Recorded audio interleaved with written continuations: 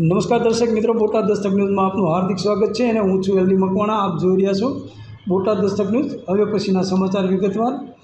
Plane ક્રેશની દુર્ઘટના બાદ તંત્ર સફાળું જાગ્યું. અમદાવાદ એરપોર્ટ આસપાસ ઊંચા વૃક્ષો અને બિલ્ડિંગનો સર્વે હાથ ધરાશે.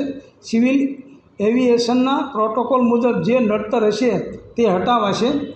અમદાવાદ પ્લેન ક્રેશ દુર્ઘટના બાદ કેન્દ્ર સરકાર દ્વારા નવા નિયમો નોટિફાઈડ કરવામાં આવ્યા છે, જે મુજબ દરેક એરપોર્ટની આસપાસ એક સર્વે કરવામાં આવશે. ત્યારબાદ સિવિલ એવિએશનના પ્રોટોકોલ મુજબ જે નડતરરૂપ હશે તેને દૂર કરવાનો નિર્ણય લેવાયો છે. આ માટે કેન્દ્ર સરકાર દ્વારા 60 દિવસનો સમય આપવામાં આવ્યો છે.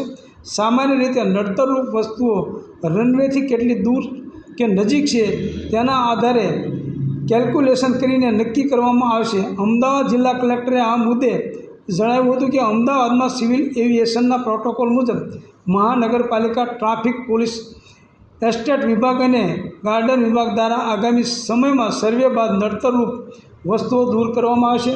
જ્યારે પ્રાથમિક સર્વે સિવિલ એવિએશન અને મહાનગરપાલિકાની ટીમ દ્વારા કરવામાં આવશે. સર્વે કરી જે નડતરરૂપ હશે તે દૂર કરાશે. કલેક્ટર મહાનગરપાલિકા, ટ્રાફિક, મહાનગરપાલિકાના એસ્ટેટ અને ગાર્ડન વિભાગ સાથે સંકલન કરી સિવિલ એવિએશનના પ્રોટોકોલ મુજબ જે દૂર કરવાનું હોય તે દૂર કરાશે. પ્રાથમિક રીતે સિવિલ એવિએશન અને મનપાની ટીમ બનાવી સર્વે કરી જે અડચણરૂપ હશે તેને દૂર કરાશે. અમદાવાદ એરપોર્ટ પરથી લંડન જવા નીકળેલું એર ઇન્ડિયાનું વિમાન 12મી જૂને ટેક ઓફ થયાની 2 મિનિટમાં જ ક્રેશ થયું હતું.